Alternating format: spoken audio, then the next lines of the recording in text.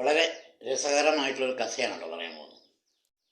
അതായത് ബുദ്ധിയുണ്ട്, ശക്തിയുണ്ട്. ചില സമയത്ത് ശക്തി തോറ്റുപോകും. ശക്തി തോറ്റു പോകുന്നിടത്ത് ബുദ്ധി ജയിക്കും. ബുദ്ധിയിൽ തന്നെ പലതരം ബുദ്ധിയുണ്ട്. മന്ദബുദ്ധിയുണ്ട്, സ്ഥിരബുദ്ധിയുണ്ട്, ഉരുട്ടുബുദ്ധിയുണ്ട്, പ്രായോഗിക ബുദ്ധിയുണ്ട്. എല്ലാം ബുദ്ധി തന്നെയാണ്.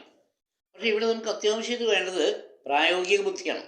അതായത് പ്രയോഗിക്കേണ്ട സമയത്ത് പ്രയോഗിക്കേണ്ട ബുദ്ധിയാണ് പ്രായോഗിക ബുദ്ധി എന്ന് പറയാം.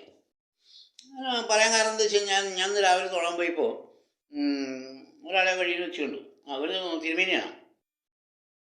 അപ്പോൾ പുള്ളി തൊഴുതു പോവാണ്, ഞാൻ പോവാണ്. അപ്പോൾ എൻ്റെ മുമ്പിൽ പുള്ളി നടക്കുന്നുണ്ട്. എൻ്റെ മുമ്പിൽ ഒരു 100 അടി അകലെയാണ് പുള്ളി നടക്കണേ. നടന്നു പോകുന്ന സമയത്ത് ഒരു ഗ്രൗണ്ട് ഉണ്ടായിരുന്നു, കുട്ടികളെ കളിക്കുന്ന ഗ്രൗണ്ടുണ്ട്. അപ്പോൾ ആ ഗ്രൗണ്ടിൽ കുറേ കുട്ടികൾ നിന്ന് കളിക്കുന്നുണ്ട്.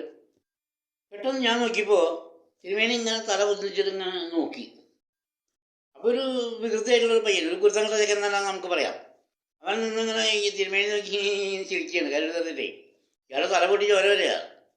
ഇയാളെങ്ങനെ നോക്കി എന്താ ചെയ്യുക? അവസാനം ഇയാൾ ആ തോളത്തിലിങ്ങനെ മുണ്ടെടുത്ത് തുടച്ച് അങ്ങനെ ഇവനെ നോക്കി. അവനെ വിളിച്ചു. വിളിച്ചപ്പോൾ അവൻ വിചാരിച്ചു തലാനാണ്.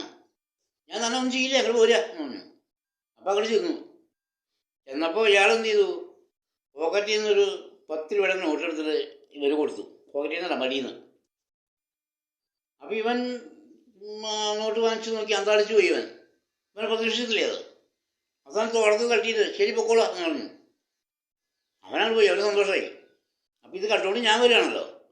അപ്പോൾ ഞാൻ ഇയാളുടെ അടുത്ത് എത്തിയപ്പോൾ ഞാൻ ഇയാളോട് ചോദിച്ചേ, തിരുമേനി എന്ത് പണിയാണ് കാണിക്കണേ? അവൻ തിരുമേനിയുടെ തല കരുതി തെറിഞ്ഞ് പൊട്ടിച്ചിട്ട് അവന് കാശ് കൊടുക്കുക. ഇല്ലോ അതല്ല, ഞാനിപ്പോൾ 10 രൂപ കൊടുത്തല്ലോ. അപ്പോൾ ഇവൻ്റെ ധാരണ എന്താണെന്ന് വെച്ച് കഴിഞ്ഞാൽ, ആരെ കല്ലെടുത്ത് അറിഞ്ഞാലും 10 രൂപ കിട്ടുന്നതാവും വിചാരിക്കും. അപ്പോൾ ഇനി കുറച്ച് കഴിയുമ്പോൾ എപ്പോഴെങ്കിലും ഇവനേക്കാളും കുരുത്തം കെട്ട ആരെയും ഇതിൽ വരും. അപ്പോൾ അവൻ്റെ തലയും എനിക്ക് ഇവൻ കല്ലെടുത്ത് അറിയും.